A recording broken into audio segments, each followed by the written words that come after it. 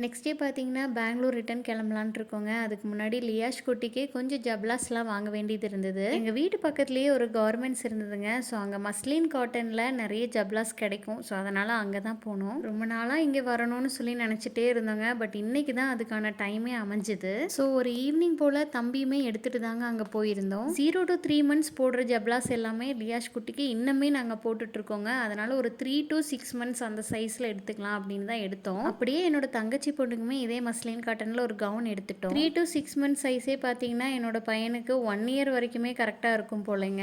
இன்ஸ்டாவில் ரொம்பவே ஹைப் கொடுத்த ஒரு அத்தோ ஷாப்புக்கு தாங்க வந்தோம். நாங்கள் ஒரு சிக்கன் அத்தோ ஆர்டர் பண்ணியிருந்தோம். உண்மையை சொல்லணும், எனக்கு அந்த டேஸ்ட் பிடிக்கவே இல்லைங்க. அதுக்கப்புறமா அங்கேருந்து கிளம்பி திருப்பூரில் நெசவாளர் காலனிக்கு வந்துட்டோம். திருப்பூரில் காதர்பேட்டை எப்படியோ அதே மாதிரி தாங்க இந்த நெசவாளர் காலனியும். நிறைய குட்டி குட்டி ஷாப்ஸ் பார்க்க முடியும். இங்கேயுமே கொஞ்சம் ட்ரெஸ்ஸஸ்லாம் வாங்கிட்டு வீட்டுக்கு கிளம்பியாச்சுங்க. என்னோட சேனலை மறக்காமல் சப்ஸ்கிரைப் பண்ணி சப்போர்ட் பண்ணிடுங்க. நன்றி.